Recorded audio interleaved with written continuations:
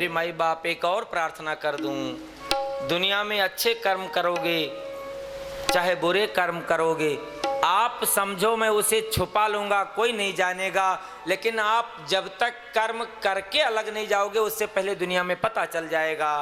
किसके बारे में? यदि मेरे राम जी भी कोई काम करते हैं, अभी काम करके आगे निकले नहीं और उस कर्म का जो है ढिढोरा दुनिया में मालूम चल जाता है। मेरे राम जी ने मां अहिल्या का उद्धार किया है, उद्धार करके कुछ ही पलों में जनकपुर में प्रवेश किया है, और जनकपुर में जब प्रवेश किया तो सखियां ऊपर बैठी हुई चर्चा करती हैं, ये सांवला सलोना वही तो है जो गौतम ऋषि के आश्रम में मां अहिल्या का उद्धार किया है। किसने बताया? क्या टीवी चैनलों ने बताया है? दूरदर्शन ने बताया है? नहीं, छुपता नहीं, न तो अच्छाई छुपती है और ना बुराई छुपती है। आप कुछ भी करोगे दुनिया में सबको मालूम चल जाएगा।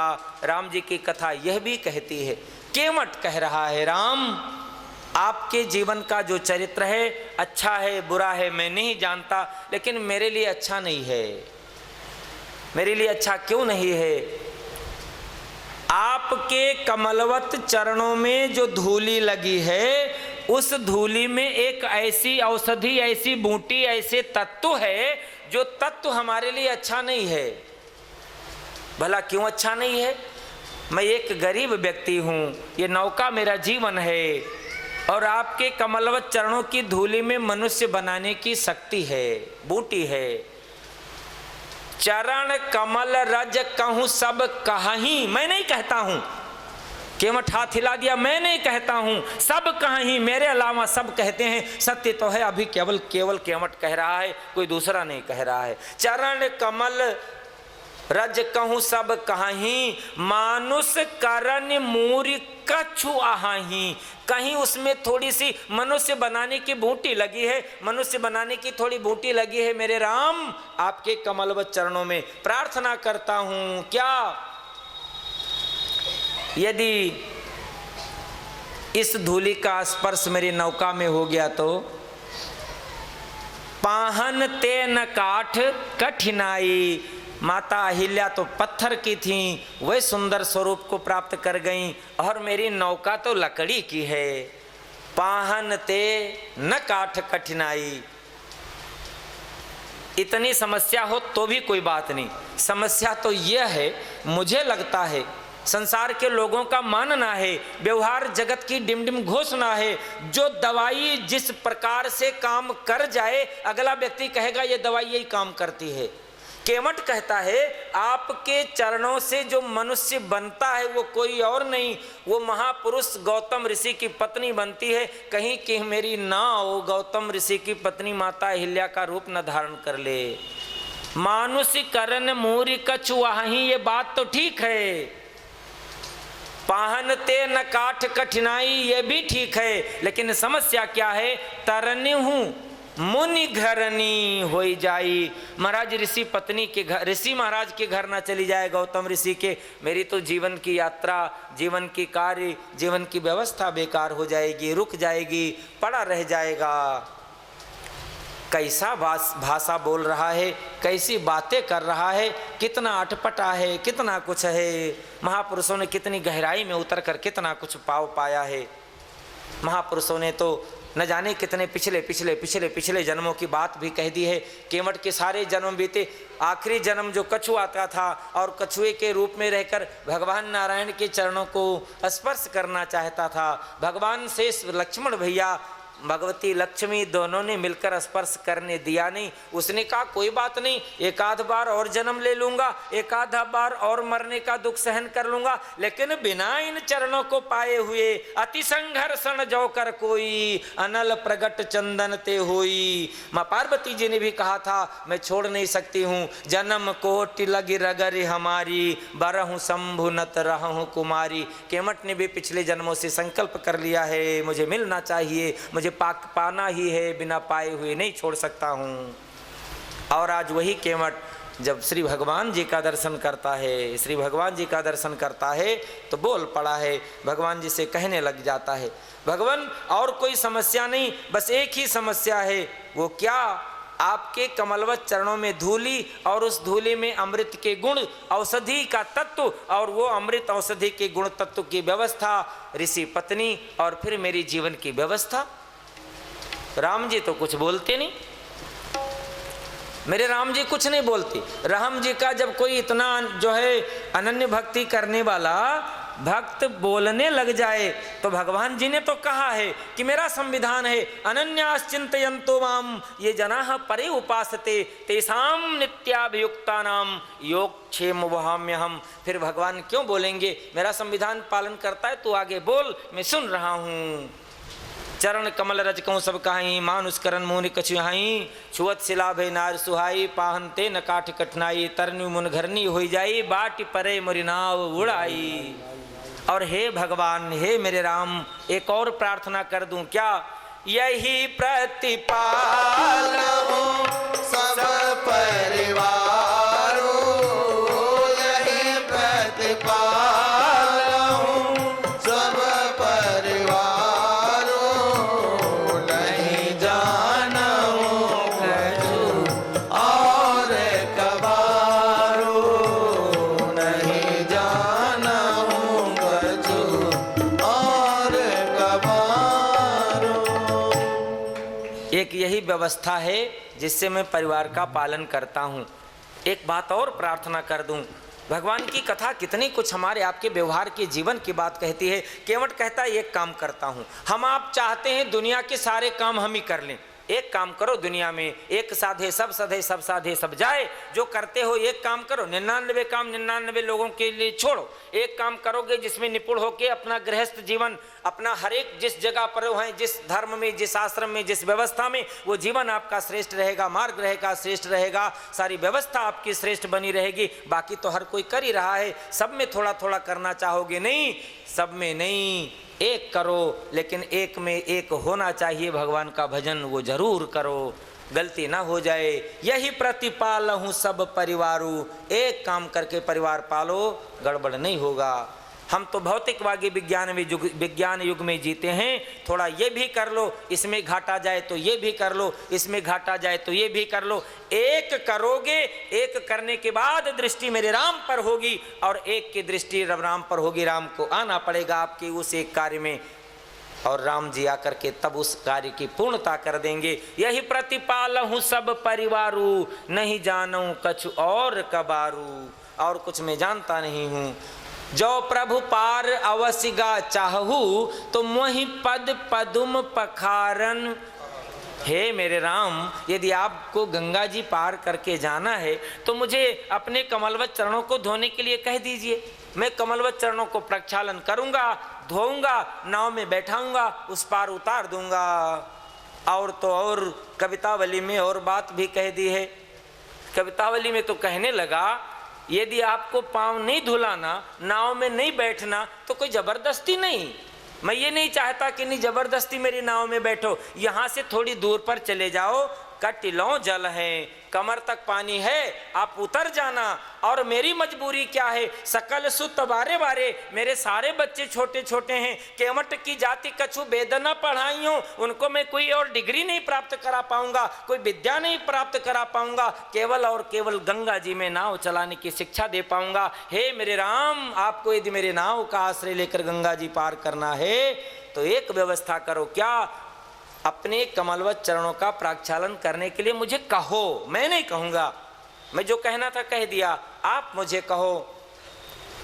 राम जी अब भी कुछ नहीं बोले तो केवट ने अब कहा है, पद कमल धोई चढ़ाए, नाव नाथ उतराई, हो मोहि राम राउर आन, दशरथ सपात सब साची कहो, बरु तीर मारहु लखन पे, जब लगी न पाए पखारी हो, तब लगी न तुलसीदास नाथ, कृपाल पार उतारी हो।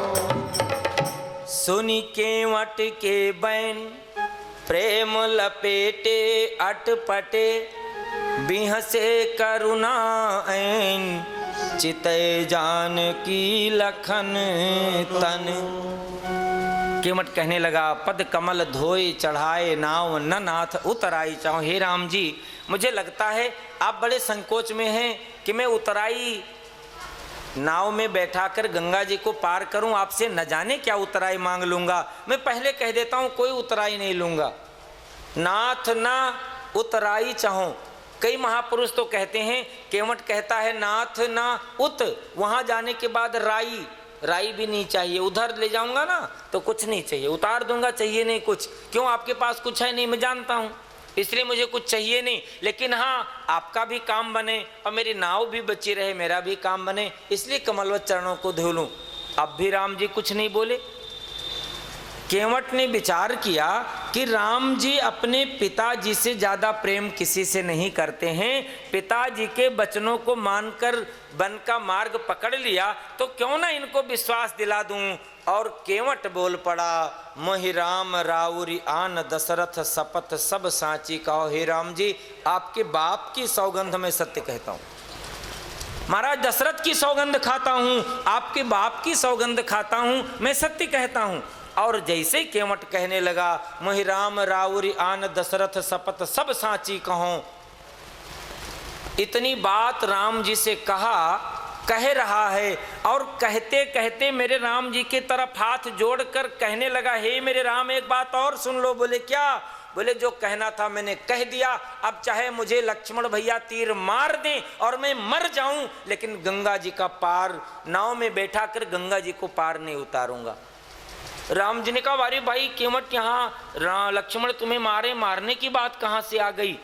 केवट ने कहा, भगवान आप नहीं देख पा रहे हो, आप तो मेरी तरफ मुंह करके खड़े हो ना, आपके पीछे माता जानकी जी खड़ी है ना, और जानकी जी के पीछे भैया लक्ष्मण खड़े हैं। जैसे मैंने आपके बाप का नाम लिया, महाराज दशरथ जी का नाम लिया, लक्ष्मण जी की आंखें गोल गोल लाल लाल घूमने लगी, तीर पर हाथ चला गया, धनुष आगे आ गया। अब तीर निकाले, धनुष पर रखे, मारे देना है, करना क्या है मैं अभी ना बता दूं, बचाएगा कौन? बारू तीर मारे ही लखन पे जब लग न पाए पखारी हो। चाहे लक्ष्मण जी मार दें, तीर पर हाथ चला गया है।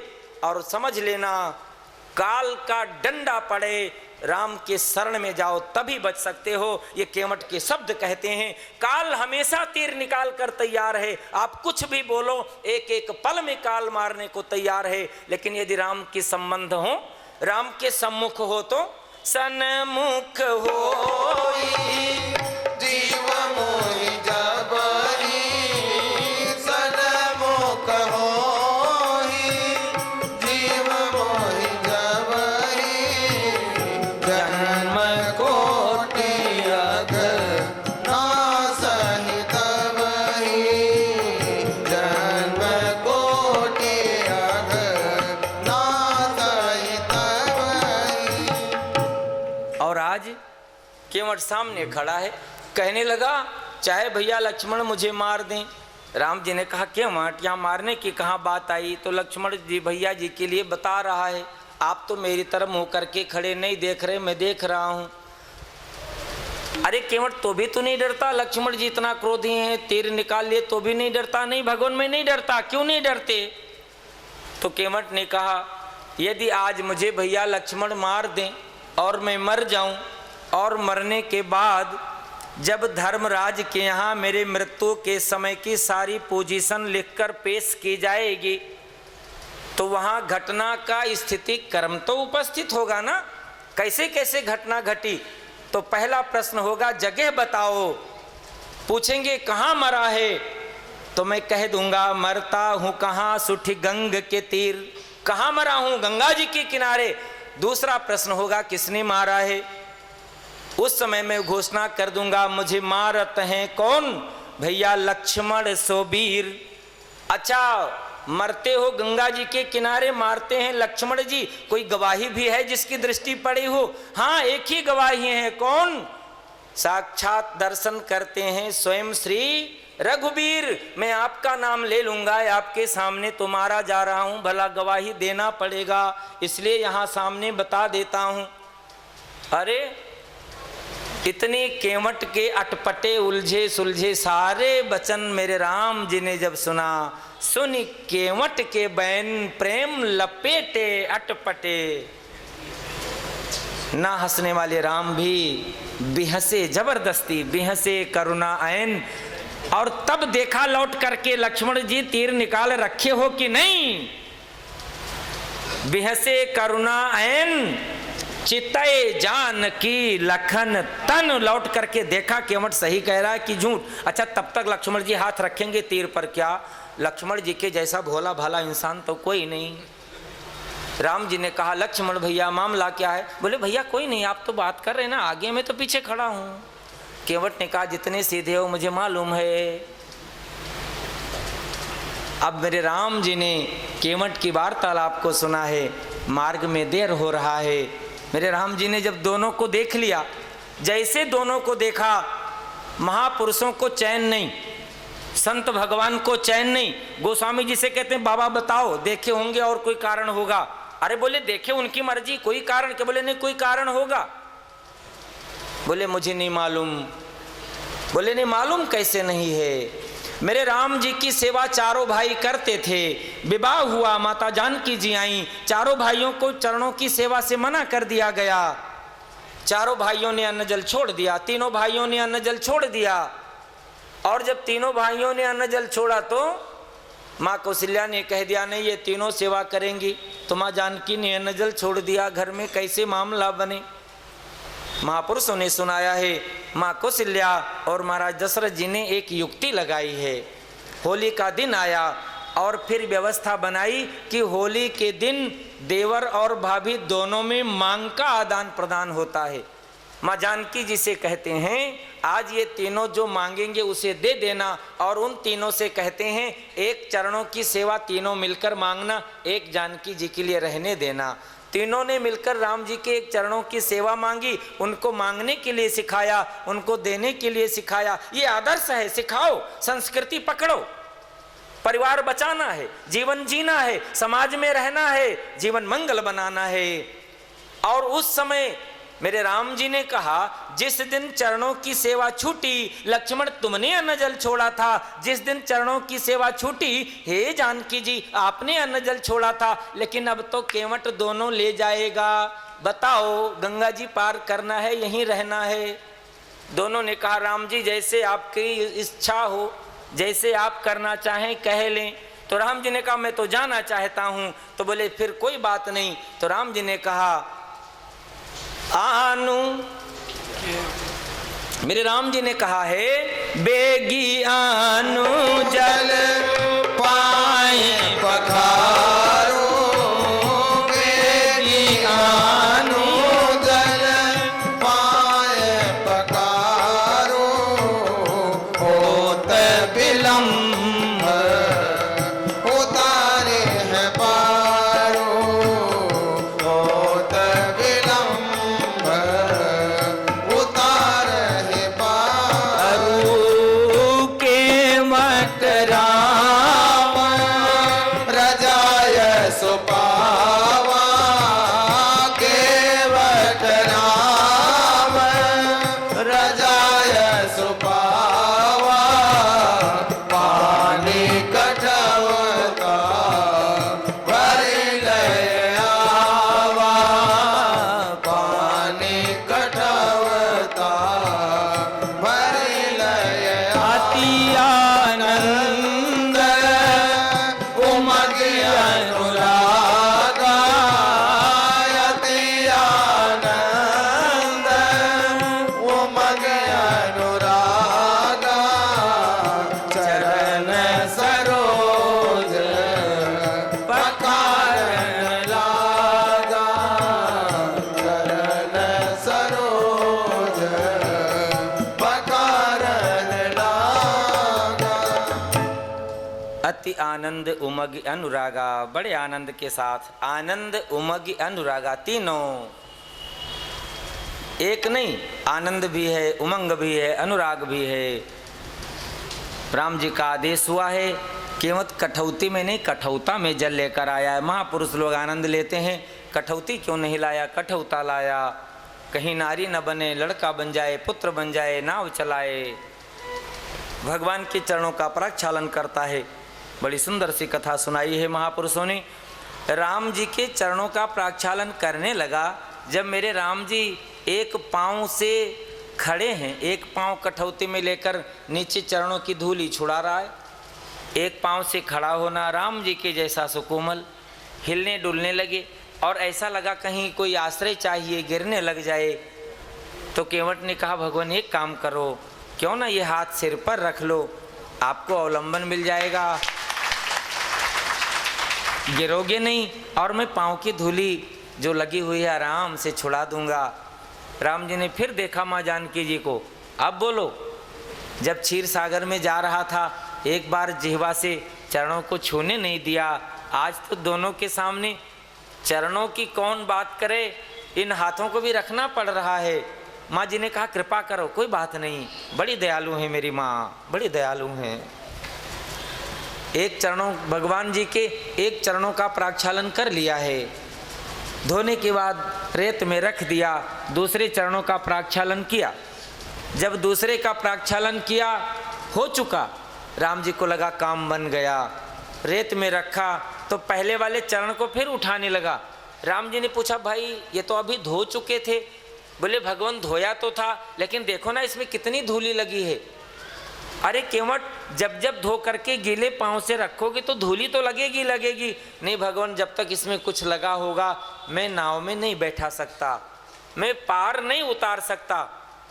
भला क्यों?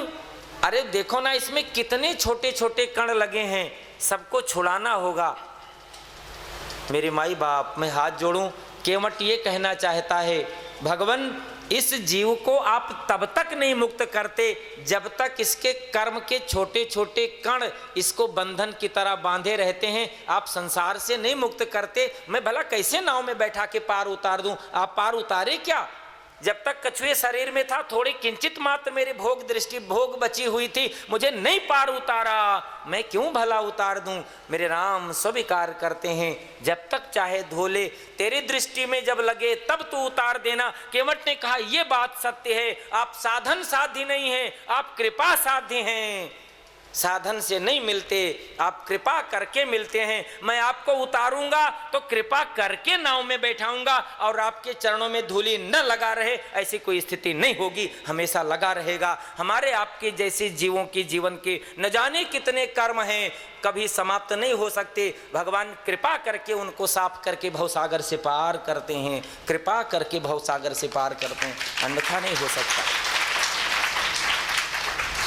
भगवान जी को नौका में बैठा लिया, केवट चल पड़ा, उस पार लेकर चला गया, किनारे पहुंचा नहीं, बिल्कुल किनारे पहुंचते पहुंचते नाव को वापस ले आया। माँ जानकी जी ने कहा ये कोई तरीका होगा उतारने का। लक्ष्मण जी ने सोचा इसकी कोई व्यवस्था होगी। एक बार, दो बार, तीन बार, चार बार, कई बार आगे पीछे घुमाया। राम जी ने पूछा मामला क्या है? बोला आप इतनी बार घुमाते हो, मैं दो चार चक्कर भी ना लगवा दूं क्या? दो चार चक्कर भी ना लगवा दूं क्या? मेरे राम जी को गंगा जी को पार किया है। उतरी ठाढ़ भय सुरसरी रेता, सिए राम गुह लखन समेता। मेरे राम जी संकोची हैं, सोचते मैंने केवट को कुछ दिया नहीं।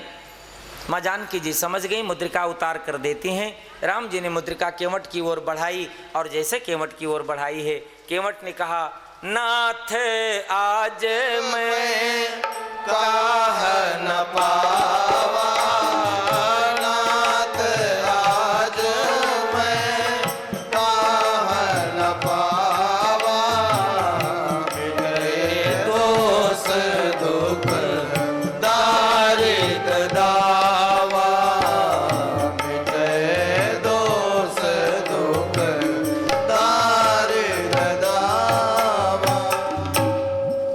संसार में हम आप जब कोई सुंदरता देखते हैं आंखें चली जाती हैं, उससे भी कोई सुंदर व्यक्ति आ जाए उसे छोड़कर आंखें वहाँ चली जाती हैं, उससे भी कोई सुंदर व्यक्ति आ जाए आंखें वहाँ चली जाती हैं।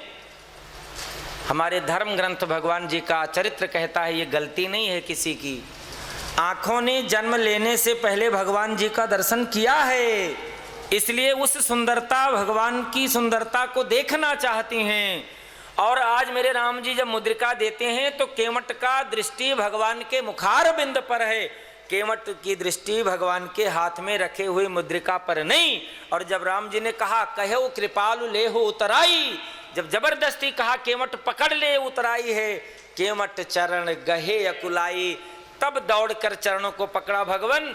जिस स्वरूप आकृति का दर्शन करता रहा, उसके बाद भी क्या कुछ पाने की आवश्यकता है? उससे बढ़कर कोई वस्तु है? नाथ आज मैं काह न पावा जो मुझे मिला, इससे ज्यादा मुझे कुछ नहीं चाहिए। निवेदन करूं भगवान की प्राप्ति से ज्यादा कुछ नहीं। केवट ने भगवान को वंदन किया है, प्रार्थना किया है लौटकर कुछ देना। भगवान ऐसे भक्तों के सानिध्य में रहते हैं। आगे की यात्रा बाद में करें। गंगा जी भक्ति का किनारा है, ज्ञान का किनारा है। गंगा जी के किनारे भगवान का भक्त है, भगवान जी हैं। अच्छा वार्तालाप है। मैं वाणी को विराम दूं।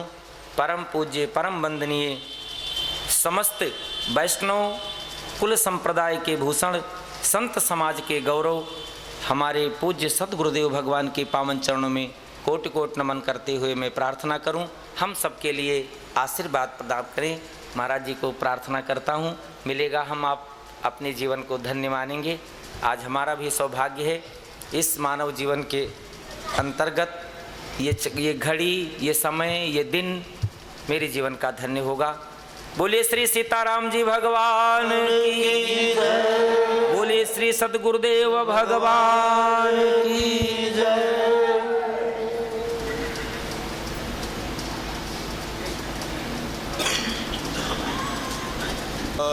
श्री राम जय राम जय जय राम। श्री राम जय राम जय जय राम। श्री राम जय राम जय जय राम। श्री राम जय राम जय जय राम। श्री राम जय राम जय जय राम। राम रामचंद्र भगवान की जय।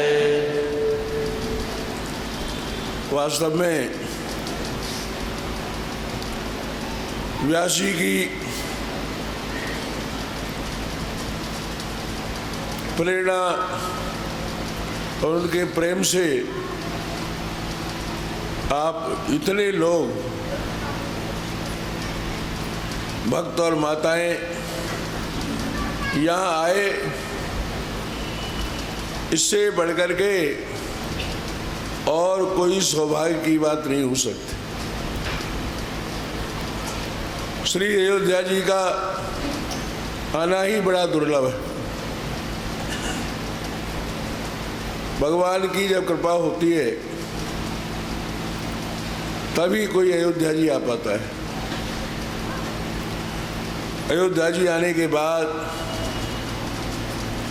सत्संग का लाभ ये सोने में सुगंध की बात है।